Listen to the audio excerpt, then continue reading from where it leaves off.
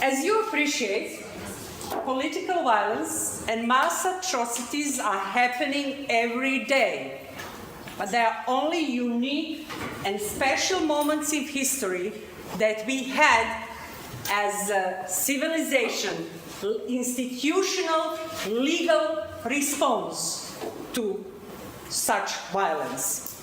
Geoffrey gave you a historical perspective of development of international criminal justice system, but for us, as a starting point of these unique moments that we actually had court to deal with them, is enough to go back to Nuremberg and Tokyo tribunals after the Second World War.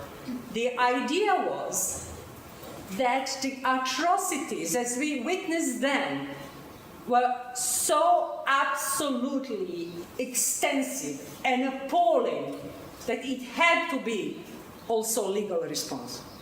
So usually, when you have mass atrocities happening, it doesn't need to be a conflict, it doesn't need to be armed conflict, it doesn't need to be international armed conflict.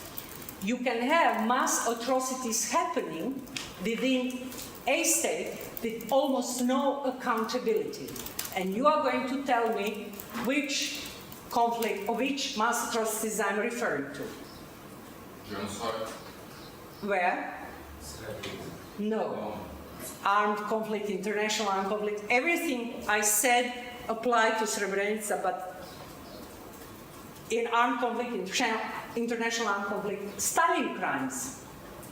Crimes of Stalin lasted much longer than Hitler's, than the crimes in the Nazi Germany, and produced actually probably in numbers much more victims.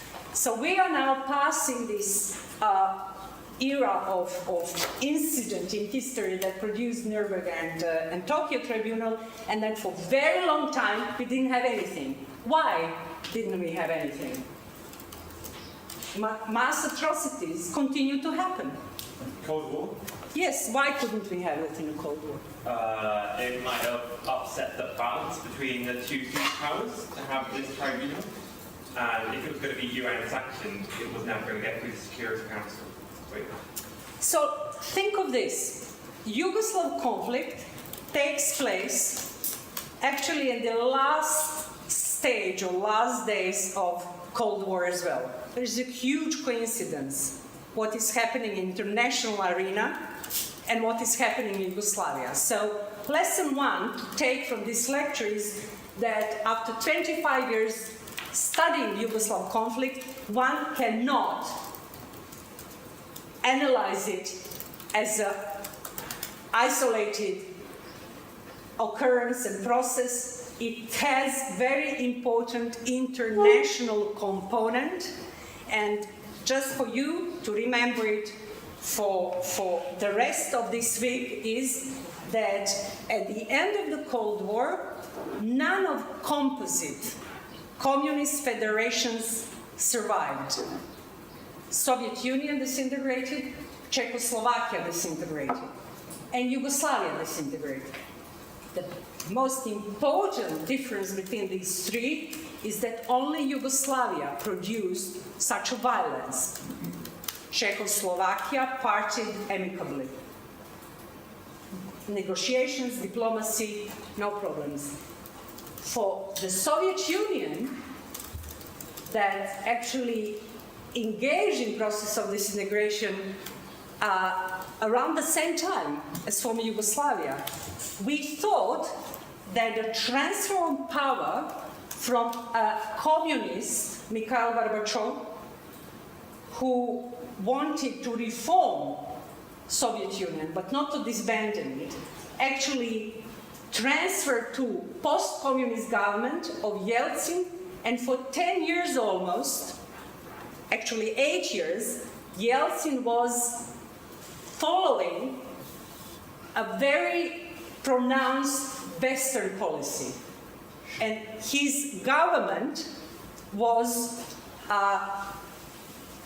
in dialogue with the West. It completely changed with Putin. and what Putin brought into the politics 10 or 15 years ago, if you take 2008 as the first